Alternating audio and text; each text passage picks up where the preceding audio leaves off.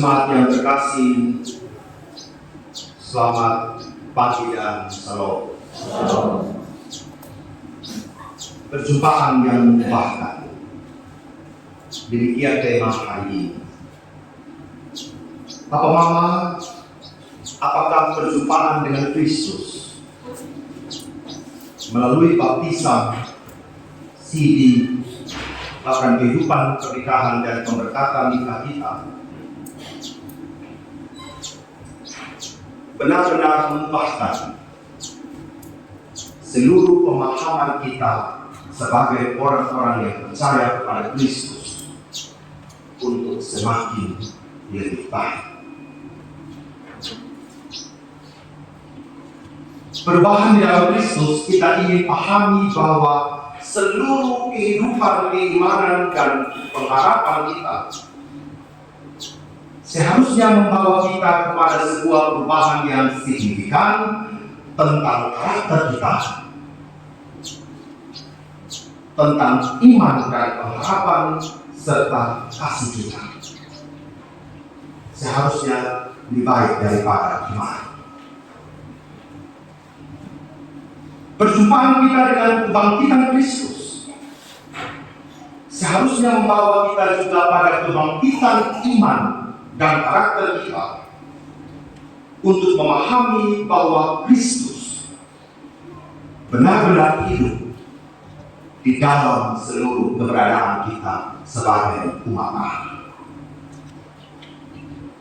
Perjalanan ke Emmaus yang disampaikan oleh Lukas, dan hanya Lukas saja yang menulisnya, berada dalam sebuah konteks dan latar belakang yang memang tidak mudah. Yang pertama, bagi masyarakat Yahudi dan kepercayaan Yudaisme, sosok gambaran Mesias yang sebenarnya tidak ada dalam diri Yesus. Apalagi Mesias itu mati. Apalagi Mesias itu tersiar kabar sudah dicuri oleh orang. Berarti dalam pemahaman masyarakat Yahudi saat itu, indikator-indikator atau ciri-ciri seorang Mesias mereka tidak dapatkan dalam diri Yesus. Hal ini membawa dampak terhadap kepercayaan iman mereka. Mana mungkin Mesias yang datang dalam gambaran mereka sebagai seorang raja yang naik kereta kuda yang menyelamatkan mereka dari seluruh penjajahan Romawi ternyata mati, tidak punya kubur dan nebeng di kuburnya Yusuf Arimatea. Orang-orang Saduki, orang-orang pandai saat itu, mereka adalah golongan juga yang tidak mempercayai adanya kebangkitan. Sedangkan di pihak lain, para murid-murid ingin meyakinkan dia sudah jadi Mesias. Nyata dari seluruh percakapan mereka, dia sudah menyampaikan perkataan kebenaran, dia sudah membangkitkan orang mati, melakukan segala hal-hal yang baik. Dia adalah seorang nabi dari Nazaret, dia adalah seorang Mesias. Mereka mencoba membangun kembali mereka punya teologi dalam perjumpaan dengan Kristus. Jadi Bapak Ibu bisa bayangkan dua komunitas ini berjumpa. Satu tidak percaya, satu juga belajar untuk meyakinkan bahwa ini adalah Mesias. Suatu hal yang tidak mudah yang perlu dibangun oleh komunitas saat.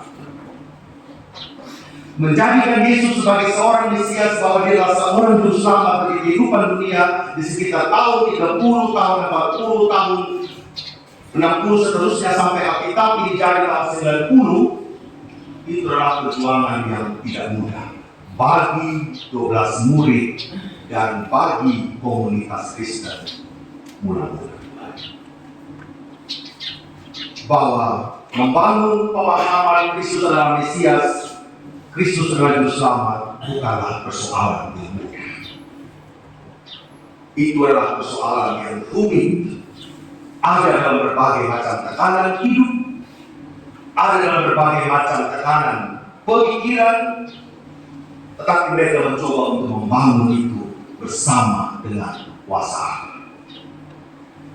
Oleh karena itu, perjalanan ke Emmaus ini benar-benar membuka selubung pemikiran dari para murid, membuka selubung iman mereka yang sudah rapuh, yang dipenuhi oleh berbagai macam kekecewaan, kesedihan ketika guru mereka harus disalib, kesedihan yang mendalam ternyata guru mereka sudah disalibkan dan mereka tidak punya pegangan apa-apa lagi, sehingga semua terpencar-pencar.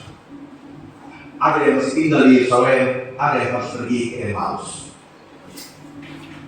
melarikan diri dari sesuatu yang sebenarnya sedang terjadi. Tetapi syukur kepada Allah, Tuhan punya cara untuk mengubahkan seluruh perjumpaan kita. Yesus sudah tinggal diam. Ketika ada dua orang murid yang pergi dari Yerusalem, yang coba lari dari kenyataan, yang coba lari dari kejar-kejaran orang Romawi, bagi Yesus mereka harus diubahkan pemikiran. Walaupun dalam perjumpaan itu dua orang murid ini masih juga menyalahkan Yesus. Apakah engkau orang yang tidak tahu semua situasi yang terjadi di Yerusalem? Pada sejatinya mereka lah yang tidak memahami bahwa Yesus yang menderita itu akan dibangkitkan kembali. Oleh karena itu, dalam perjumpaan yang mengubahkan ini, apa yang ingin disampaikan oleh firman Tuhan? Yang pertama, jangan tinggalkan persekutuan. Yesus menghendaki para murid tidak lari dari persekutuan yang 3 tahun sudah dibangun bersama. Karena sejatinya apa yang terjadi dengan para murid itu adalah sebuah pembuktian bahwa Injil Kristus harus disampaikan di seluruh dunia. Bahwa berita keselamatan itu harus disampaikan oleh ke-12 murid itu sebagai duta Injil yang memberitakan tentang karya dan kebangkitan Kristus. Dan misi itulah yang harus dibangun oleh ke-12 murid itu untuk menyampaikan kabar dan kebenaran tentang Allah itu. Sehingga perjumpaan antara Yesus dengan para murid itu selama kehidupan dan setelah kebangkitan dalam penampakan-penampakan itu, Yesus ingin mengatakan bahwa persekutuan antara satu dengan yang lain, bahwa persekutuan antara Tuhan dengan manusia harus perlu kita bangun untuk melaksanakan karya Allah. Bapak, Mama, dan saudara yang terkasih,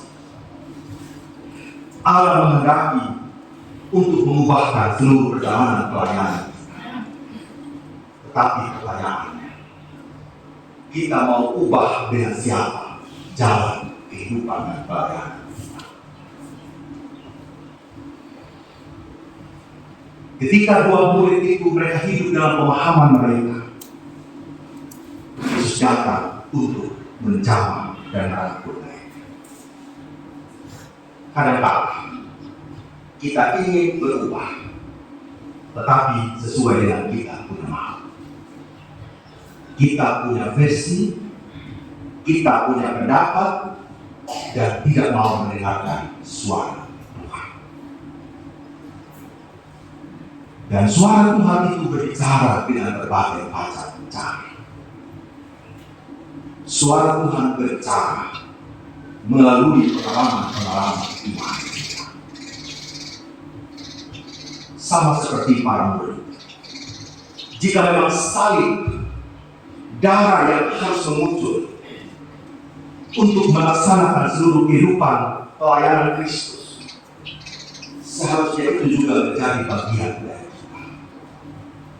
Bahwa seluruh pergumulan penderitaan kehidupan yang kita alami ini sebenarnya suara Allah yang ingin disampaikan kepada kita, bahwa dalam seluruh penderitaan sekalipun engkau harus berjumpa dengan Allah. harus mengubahkan cara pikirmu tentang Allah, harus mengubah pola karaktermu tentang Allah, bukan ikut kita punya mau. Kalau ada masalah, rasa-rasa yang kita lebih suka, ya cari gampangnya saja. Daripada saya pergi ikut tes, saya mati mau masuk kampus, daripada saya mati saya ikut tes, mau tes polisi, tes segala macam, ada yang gampang, baik, selesai. Daripada saya berkumul urus surat dari ujung ke ujung, pakai orang dalam saja. Ya, kadang-kadang bisa, kadang-kadang pakai itu, maaf. Sayangnya kalau kita berjumpa dengan persoalan yang kering dan tidak bisa ketemu orang dalam, itu sudah tahu kita yang masuk dalam jurang, Bapak. Ya. Perjumpaan dengan Kristus seharusnya mengubah pergumulan hidup yang kita alami sebagai orang-orang yang hidup hari ini, seharusnya mengubah kita menjadi lebih baik. Kalau cari nafkah itu susah, seharusnya kita tahu bagaimana memanfaatkan rupiah-rupiah yang Tuhan berikan kepada kita. Bukan ada uang, pergi main judi, pergi beli perkasa jadinya, baru aku. Tidak begitu sebenarnya. Kalau kita masalah suami istri bakal lain, dia bukan berbicara istri atau suami baru, Bapak. Itu kalau ini persoalan.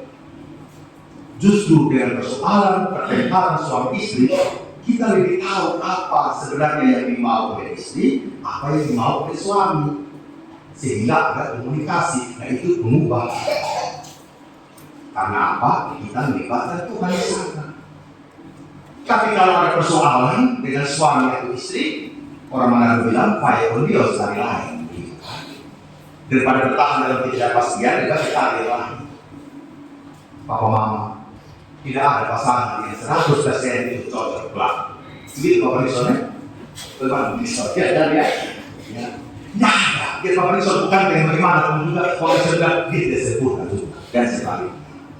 Ya, tapi dalam hidup ini kita mau kita punya pasangan itu sempurna melakukan sesuai dengan kita punya mau. Tapi saat kita punya pasangan, ngomong dia punya mau, kita bilang tidak. Saya bilang kau perempuan dia nggak selesai. Atau sebaliknya, udah kayak ngomong dan saya itu jauh baik. Kalau itu yang terjadi berarti Papa Mama berjumpa dengan Ego, bukan berjumpa dengan Tuhan. Dalam pelayanan di gereja, seharusnya mengubahkan seluruh karakter iman kita. Di gereja ini penuh dengan orang-orang yang kalau omong tidak jaga dari dia pun. Kadang-kadang membuat kita bersinggung. Sejatinya ketersinggungan itu membuat kita berpikir, kenapa saya tersinggung? Luka batin kah? Akal pahit kah? Atau apa yang terjadi di sana saya tidak selesaikan? Karena cuka sedikit langsung berdiri. Kalau tangan ada luka, kalau kena cuka pasti berdiri sama. Kalau kena cuka, kena rombong saya pasti berdiri. Seharusnya ketika engkau berjumpa dengan teman-teman pelayanmu di gereja, hidupmu itu seharusnya makin berubah. Datang di gereja ini bukan lihat orang baju, dia berapa ini.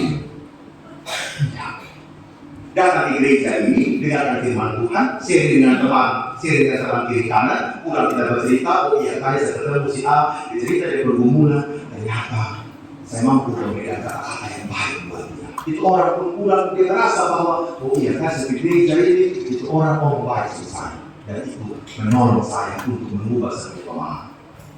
Seharusnya begitu Pak Omar. Tapi kalau datang gereja, kita omong ini mesti kita cari, kau orang dari Kenoto kemarin, hampir tidak tentu dari Kenoto kemarin. Itu yang kita omongkan. Seharusnya pulang dari gereja ini, diubahkan juga kita punya hidup. Tapi kalau pulang sebentar masih mengeluh segala macam, berarti Bapak Mama kita hanya melaksanakan ritual saja. Tidak ada perubahan signifikan yang kita rasakan. Oleh karena itu Bapak Ibu, kita belajar tidak meninggalkan persekutuan dengan Allah maupun persekutuan dengan sesama kita. Hal yang kedua, pahami firman dengan benar. Tuhan Yesus dalam perjumpaan dengan para murid ingin mengajak mereka kembali. Hei, lihat kembali itu firman apa yang saya telah berkatakan kepada kalian.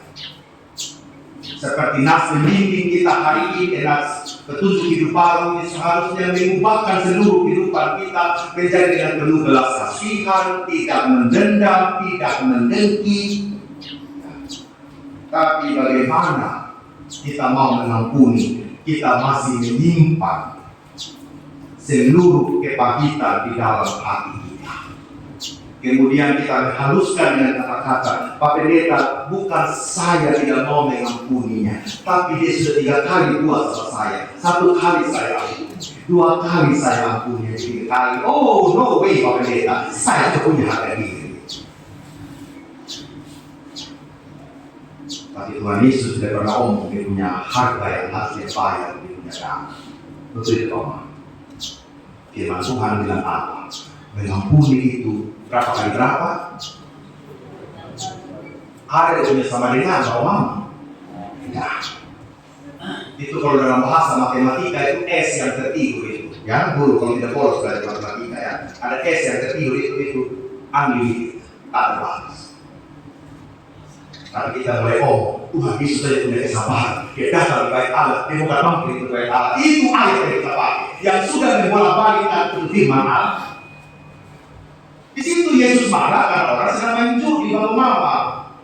Di situ Yesus marah karena ahli-ahli Taurat, orang-orang tokoh agama itu sedang menipu sama itu jemaat. Nah itu Yesus bolak-balik. Itu yang terjadi pakai jemaat. Tapi kita suka pakai ayat makanya Bapak Mama pahami ayat dengan baik dan benar. Ayat Tuhan Yesus sama, saya juga bisa marah. Di lain pihak ada juga dia. Kalau marah, jangan sampai marahnya terpendam. Nah itu kita hafal. Tapi kita hafal sepotong-sepotong ini ayat Alkitab. Ketahuan waktu sekolah minggu datang pas Natal dan Paskah saja. Pas kebaktian Padang, semua orang Padang hampir 50 kita tinggi di sana. Ya kan ya?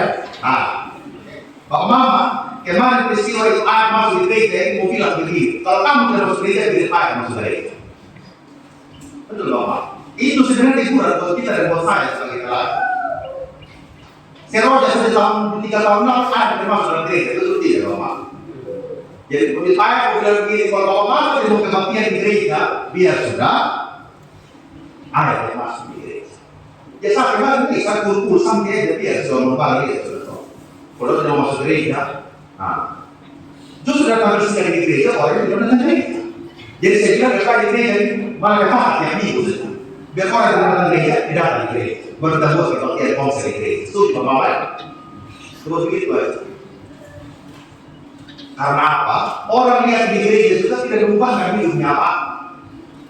Ya kan? Lewat saja, ikut ayam lewat di gereja.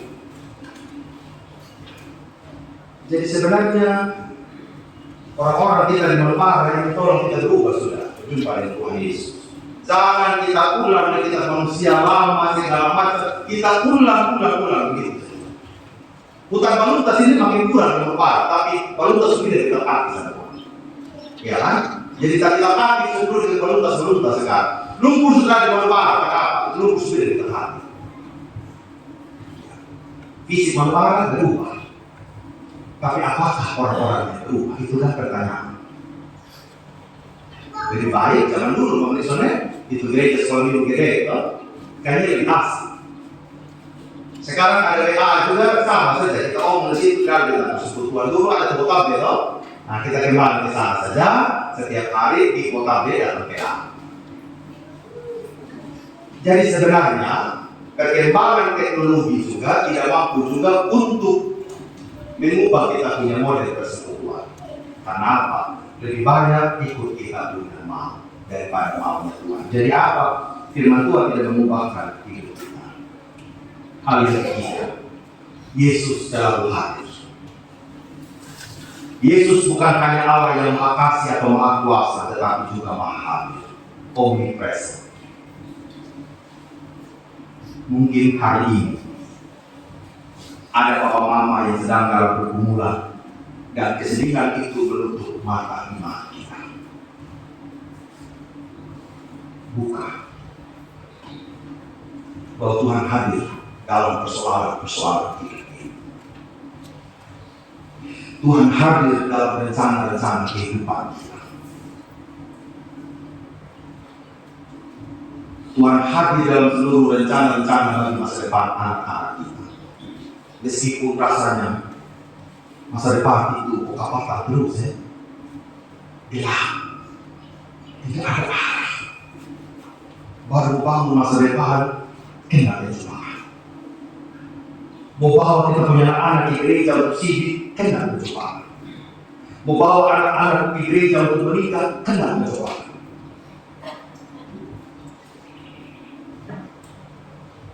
Kita menangis, boleh Bapak. Kita bersedih juga boleh. Menyalahkan keadaan juga boleh Bapak. Tetapi jangan mengalah bisa. Tuhan Yesus tidak mau para murid ini berlama-lama di kesedihan mereka. Tuhan Yesus mau mereka mengubah dan berubah. Sebagai murid Kristus kita harus menyadari dan percaya bahwa Allah itu adalah Sang Immanuel. Allah bersama-sama dengan kita. Yesus selalu hadir di setiap pergumulan dan kekurangan kita. Dan setiap orang dipanggil untuk ada dalam persekutuan. Yang terakhir, kita harus mengundang Yesus. Menceritakan bagaimana seluruh persoalan hidup kita. Yesus datang memecah-mecahkan roti. Yesus datang untuk memecahkan setiap persoalan-persoalan kita. Amin. Hadirkan Dia dalam kehadiran rumah kita. Hadirkan Yesus di dalam rumah doa kita. Hadirkan Yesus dalam rumah pergumulan kita. Hadirkan Yesus dalam seluruh akar-akar kepahitan hidup ini. Hadirkan Yesus dalam seluruh ketidakmampuan kita untuk mengelola gereja ini. Hadirkan Yesus dalam kehidupan kita sebagai para pelayan, penatua dan yakin pendeta dikasih. Semakin kita dekat kepada Allah, semakin kuasa-kuasa jahat itu ingin menarik kita jauh dari Allah. Semakin papa mama ini aktif di gereja, semakin banyak metode yang digunakan oleh iblis untuk menarik kita ke atas bawah ini dan satu. Kiranya perjalanan kita Emmaus dalam iman kita masing-masing mengubahkan saya papa mama untuk semakin baik dalam jalan kehidupan ini. Amin.